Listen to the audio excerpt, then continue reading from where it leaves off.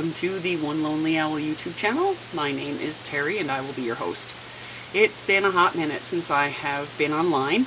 I have had a multitude of medical issues, as if you're new here you wouldn't know, but if you've been around for a little while you've heard all of it and then some. I will first of all address the outfit today. I am celebrating with my husband our 10-year anniversary for our wedding, and we just went out for dinner. So the kids aren't here, they're at Grandma and Grandpa's, and I figured this would be a great time for me to catch you up on what's been going on with me. This is not going to be a typical episode. It's not going to have your typical intro, exit, all the fancy bells and whistles that I typically put into the editing. And I've actually nicknamed this episode No More Promises, I Promise, because every time I make a promise that I'm going to come back, something always gets in the way, and that usually is something health related on my part. So first of all, apologies as always for being absent for quite some time, and I'm really glad to be back. As you notice, I am sitting outside. Maybe you don't notice that. If you can hear the trees rustling in the wind, I apologize for that. I wanted to be as comfortable and as out in nature as I possibly could while I updated you on what's been going on.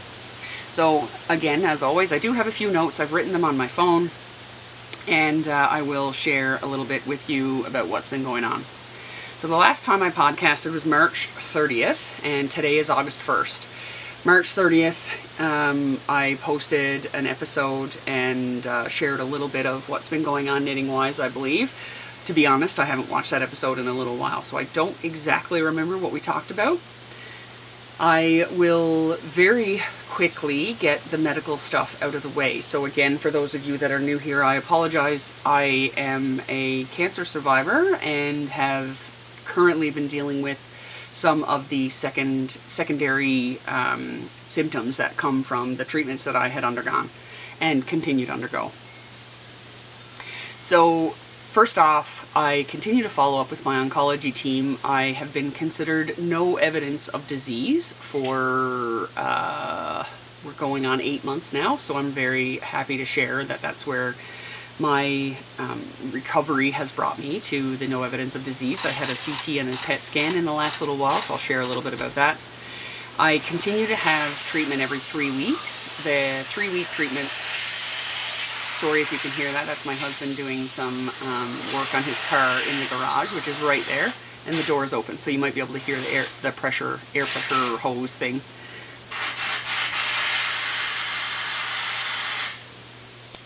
Okay. He's not going to finish, so I'm just going to try to speak over him.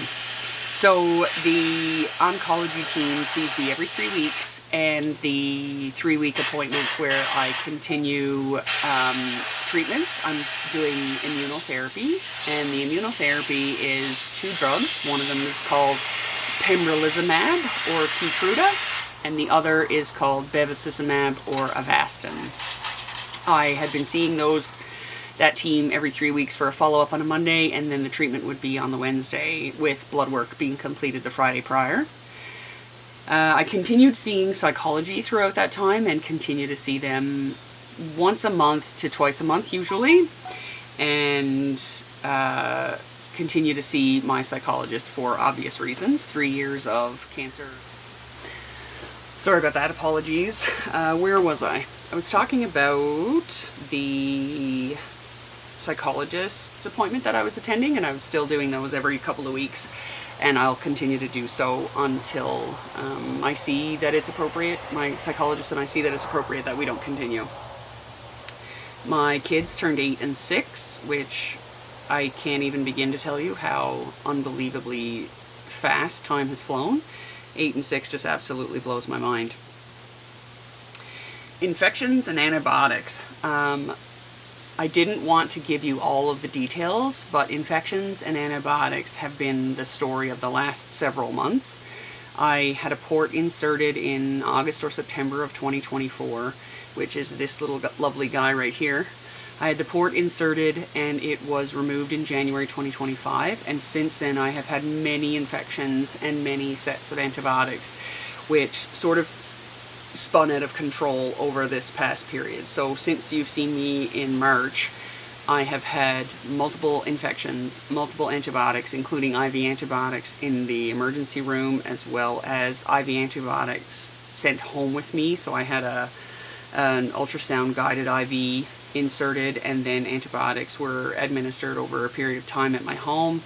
I was seeing doctors in other cities because I had been traveling as well. I wanted to see some of my family, which are only 3 hours north of me, so ended up going to hospitals in the Edmonton area. I've been referred to a physiatrist. I have seen a infectious disease, several actually, 1, 2, 3, 4 infectious disease doctors, and have seen multiple infectious disease clinics. So finally I am now on a regime where I believe that the antibiotics, knock on wood, are actually working, and the doctor is following me very, very closely to make sure that we are able to get rid of this infection. I had another surgery as well more recently. I had a CT and a PET scan that were done in May or June, and those came back with no evidence of disease, so very great news there. I had a visit from my Aunt Lorna, who came to visit me. If you're watching, she doesn't knit, and I don't think she watches this, but if you are watching, hi Aunt Lorna. I had a plastic surgery on this area to try to mitigate some of the issues with the infection. I had an arthritis follow-up with my, rheumatologist. I had a nuclear mag scan to check up on my kidneys. I had a plastic surgery follow-up where they found more infection, a new infectious disease doc referral, follow-ups, labs, plastic surgery number 2, where that finally, again, knock on wood, was my infectious disease doc now. He calls it the surgical antibiotic, or the metal antibiotic, the surgical antibiotic. So he sees a lot of benefit in the scalpel being able to take out a lot of the infection, so we were able to do some of that. I started daily wound care. My daughter had her kindergarten graduation. My son is leaving grade 2 to go to grade 3. And my husband and I celebrated our 10th anniversary. So those, in a nutshell, are sort of the things that I have been dealing with over the last, April, May, June, July, 4 months. And like I said before, I'm not going to make any empty promises to say that I'll see you in 2 weeks, because quite honestly, I don't know what my health is going to do, or if I'll end up in the hospital or dealing with something else. So I don't really want to make any promises that I can't keep. I did want to share something that has been very exciting for me personally. I've shared this before. I live in, I believe it's considered central Alberta. I might still be considered southern Alberta, but I'm very close to where the heck am I? What am I doing here? I think I am doing, yeah, I'm on the decreases. Sorry. I live in what I consider central Alberta, Canada, and I live sort of a little bit north of Calgary and a little bit south of Red Deer, so I am kind of in between. One of the nearest towns to me is a small town called Didsbury, and for those of you that aren't familiar with Alberta, Calgary is a fairly large city, as is Edmonton, and there's a whole bunch of little small towns and villages and even some smaller cities in between, so cities like Red Deer or Airdrie. I believe you've probably heard me talk about Polka Dot Creek. I haven't talked about Shelley in a while. Hi Shelley. Polka Dot Creek is one of my favorite yarn dyers, and she, as I've said before, is just an absolutely wonderful human. She has multiple yarn shops now. When I first started podcasting, she had a local yarn shop in a town about 20 minutes south of me called Airdrie, and she has since expanded her repertoire of storefronts to include a small town called Cochrane, Alberta, and the city in Calgary, in the south part of the city. So she has a large footprint now. I'm super proud of her and what she's been able to accomplish. I'm a big fan of women-run businesses and small business and supporting local, and I was considering Airdrie to be local to me. The other sort of the big news for me is that Airdrie, being 20 minutes away, has always kind of been my go-to when I went yarn shopping. And you know, I would sort of lean on online purchasing or big box stores for your other types of, you know, large sweater quantities or things like that. So I would buy from, say, Michael's or Lion Brand online or Yarnspirations, things like that if I was looking for cotton. And recently I was actually in Didsbury, which, like I said, is a small town just north of me, where I ended up, you heard me mention earlier, I was at Wound Care Daily. Their closest hospital to me is in Didsbury. So I went to Didsbury, and my husband actually asked me to return a package for him. And I went to the depot to drop off his package and found that there was a yarn store right across the street. So I went to that yarn store and I poked my head in, and I, quite honestly, the towns that I live near, a lot of their storefronts are really cute and quaint and very specific, and I wasn't expecting, when I opened the door, to find such a wonderfully curated collection of yarn for the town that it lives in, like where the storefront is. I didn't expect there to be a ton of demand for yarn at all, let alone the types of yarns that I found inside. So the name of the shop is called The Yarn Merchant. Again, I will link everything. I'm pretty sure I'll link it. If I don't do it right away, I'll at least link The Yarn Merchant, let's say that. So I'll link The Yarn Merchant, and I will share with you a little bit about, like, I'll share their website and whatnot. The owners of The Yarn Merchant are Lori and Scott, and they are absolutely... Now my husband is revving his engine because he's trying to fix his car. Scott and Lori are just wonderful humans. When I first went inside, I sort of looked around, and if you're a long-time watcher of the show, a viewer of the One Lonely Owl podcast, you'll know that I have a segment called Twacking. So I went twacking around Lori and Scott's shop, and I found a few things that I really enjoyed. I had a wonderful conversation with Scott, and then I met Lori. Lori was in the back when I first went in. Lori is, you know, when you meet one of those people that you just know you're going to be friends with, you just know that this is going to be a wonderful friendship and maybe even a lifelong relationship. When I met Lori, she started sharing with me her love of yarn and the arts. She is an avid spinner and felter. She's really into felting. We had a little chuckle about how I don't need any more yarn-related projects because I have copious amounts of hobbies with respect to yarn as it is. So spinning and felting are probably not necessary for me to start to pick up. Lori assures me that she will get me hooked on felting at least. We'll see. We'll see. I'm getting back into knitting after a long hiatus, so we'll see. We'll see if I end up going down that pathway. And then we discussed our backgrounds, I suppose. And her and I share. She had made a comment that she has a kinesiology background and a biomechanics background. And that's actually not so much the biomechanics part, but the kinesiology part is a huge part of where I come from. So I have a degree in kinesiology. I have a diploma in athletic therapy.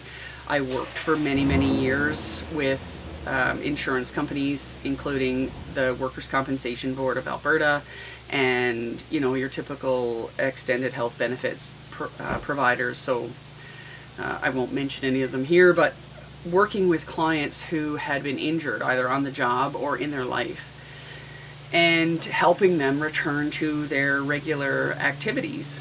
I did that for many, many years and quite enjoyed what I was doing. My forte was chronic pain, and I quite enjoyed that.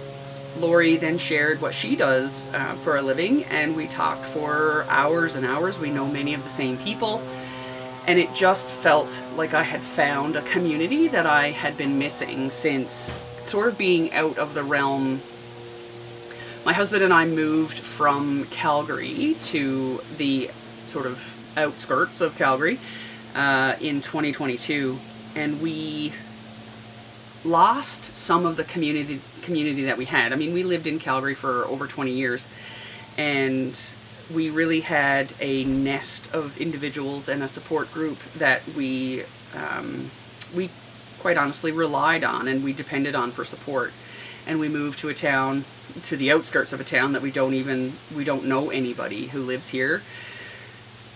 And then I found Lori and Scott, and I left my knitting group in Calgary. You know, all of the things that, that sort of held me up throughout my 20s and 30s and into my early 40s, I found that I was missing when I moved out here.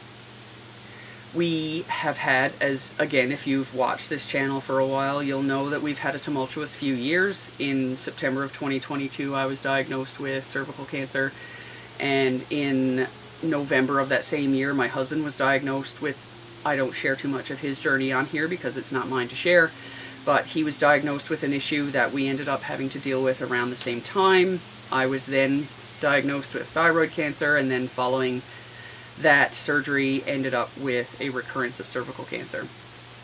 So we've had a really tough time, and living rurally where we do find that it is challenging to find support, to be close, to find connections with people that are meaningful.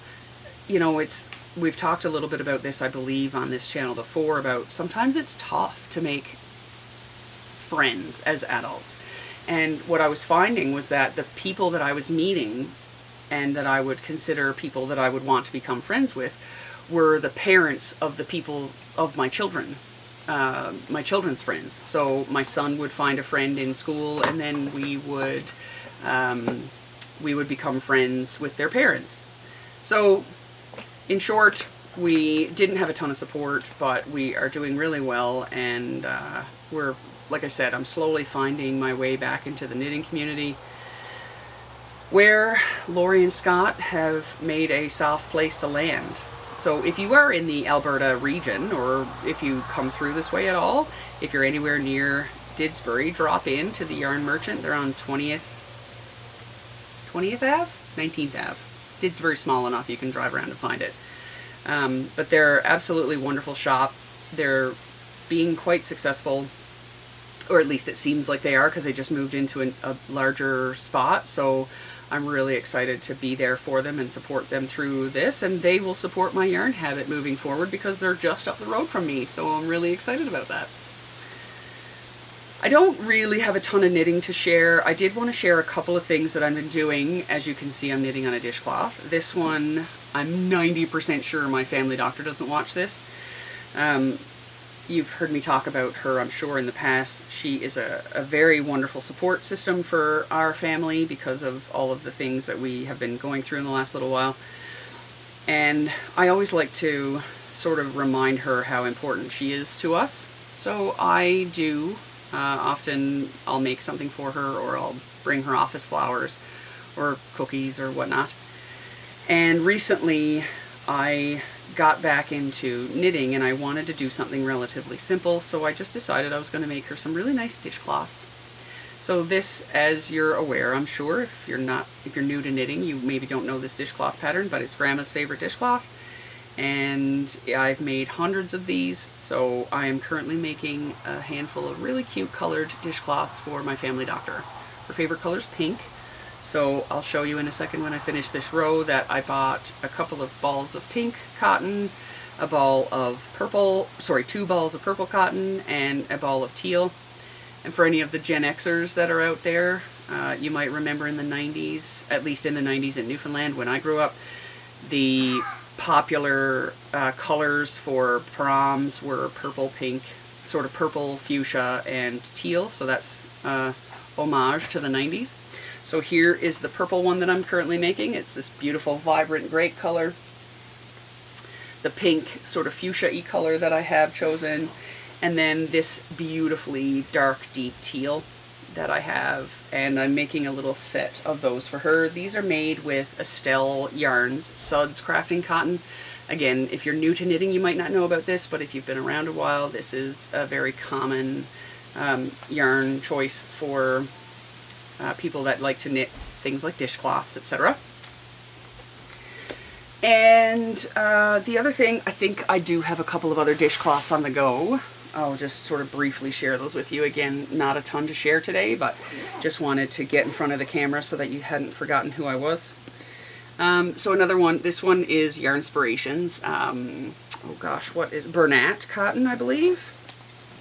Bernat Handicrafter. So I just got this at a local big box store, and well, I guess local-ish, because I don't have anything local to me. We live out rurally. This is how that works up. I absolutely loved it. I love the dark teal color, so I enjoyed making a couple of those. And then one of the projects that I have been slowly working away at is this shawl that I started knitting when I think it was maybe, you know, my first or second night that I joined Knit Night at the Yarn Merchant, and I saw this yarn and I absolutely had to make something with it. So Lori graciously said, if you make something, a sample for me, I will put it on display and you can just take the yarn, and when we're done displaying it, you can have the project. So this is another sort of dark teal. You can see a trend here. There's an orange color that's going with that, and then a variegated with teal and orange in it. I'll be brutally honest, I did not prepare for this, so I do not know the name of the pattern, and I won't look for it until I actually do a formal podcast episode, which, again, not making any promises because I don't know when that will be. That's living in my, what bag are this? This was the, not Hide and Hammer. It'll come to me. Anyway, they stopped making them, so I made my own. I bought the pattern and then made my own. They were a really popular bag back a few years ago. And then this one is my Christmas candy cane from the Christmas Advent last year. The candy canes and the elf hat and all that from the movie Elf from So Shannon. So Polka Dot Creek does a Canadian countdown calendar at Christmas time, and So Shannon sometimes makes bags for those, and so she did last year, and Elf being my favorite Christmas movie, I had to have the bag. And then the final thing I'll share with you before we head out is this book called Big Splash Knits, which is written by Shirley A. Scott, Cheryl the Pearl. Again, if you're familiar, Cheryl the Pearl is a wonderful and lovely human being. She's from Newfoundland and Labrador, and she has written a series of these books, and this one is, it's by Boulder Books. It's available, I'm pretty sure, pretty much anywhere. I purchased this at the Yarn Merchant. I have every book that Shirley and Lori have made. This one is just by Shirley, but I just wanted to share that with you. If you are a traditional knitter from Newfoundland, or if you remember as a child growing up with these really woolly mittens, where is an example of one? Yeah, like this little trigger finger here. This trigger finger mitt is something that's very familiar to me growing up. So I quite enjoy these books. I love the stories in them and I love the patterns. I do find them sometimes quite challenging to stick with because there's a lot of, it's two-handed knitting, so I save those for really special people. I don't think there's anything else that I really want to talk about today. I don't know how long or short this episode is. I know it's 2 videos because my camera cut off, and I think I'll just leave it right there. Thanks again for joining me. Thanks for watching. Thanks for coming back even after ridiculously long breaks in between videos. I really do appreciate everyone that comes and drops by. Have a view. If you want to leave a comment, please feel free. If you want to subscribe, feel free to do that as well. I can't promise regular content. I will do my very best, but I always try to get in front of the camera as often as I can, even when I do get dressed up to go out for dinner with my husband and then find 5 minutes to myself where I feel like I can actually share with you some of the updates of things that have been going on here. I want to send a special shout out to my 2 wonderful children. They have been begging my husband and I to get in on one of these podcasts. They think it's very cool that their mom is a podcaster, even though I've shared with them that it's purely about knitting. Oh, I didn't even share anything that I'm reading. I'll save that for the next time. There's been a ton of books that have gone through my hands over the past few months as well. So yeah, with that, I'll just say hi to my kids. I'll get you when you're 18. Maybe you can have your own podcast when you're 18. And thanks to all of you who have continued to come back and support us here at One Lonely Owl. I really do enjoy doing this. I only do it for the fun for myself, and if it inspires somebody to get back into their knitting or somebody to start knitting, that joy just brings me a ton of joy to know that. If you're in the area, go pop by the Yarn Merchant in Disbury, and I'll see you on the next trip around. Take care. Bye-bye.